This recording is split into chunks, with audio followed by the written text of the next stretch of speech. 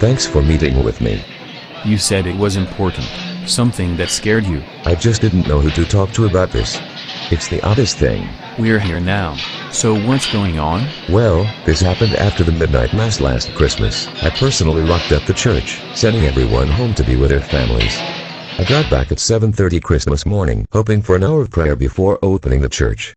As I opened the sacristy door and walked in, I literally froze. In most of the pews of the darkened church were strange people in the most poorest of clothing. They were all quiet. No one so much as wiggled, and nobody noticed me. A small group was standing by the nativity scene, contemplating the manger in total silence. Where did they come from? What were they doing? That's the same thing I was wondering. Coming to my senses, I asked them in a loud voice how they got in. Nobody answered. They never even looked my way. Hey! Who let you in here? Strange things happen on the night of Christmas. I went to check the main door, and found it locked just as I had left it. I decided now I'm going back in and getting definitive answers, but to my surprise, when I went in, no one was in the church. It's like everyone just vanished. I checked all the pews and everywhere in case they were just hiding. But it's like they were never there. Did you call the police?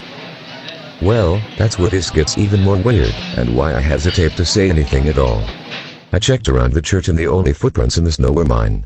With that many people, I don't know how they came or had left with no trace. They weren't there when I locked up the church, I checked. There's no way they could have gotten in. Why wasn't there any footprints? It was so real. I know what I saw and heard. So you can understand why I'm hesitant. Wow.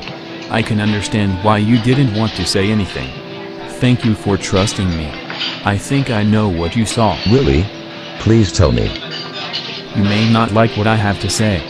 It's better than not knowing. It sounds like those were dead people who were doing their purgatory, or part of it, in the church. What? Bear with me. It is safe to assume that we atone for our sins where we committed them.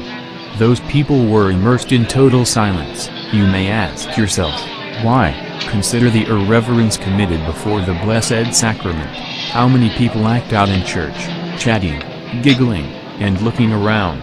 After Mass, some people gather in small groups around the pews and turn the church into a marketplace with no regard for Christ's real presence in the tabernacle. Okay, why did they vanish?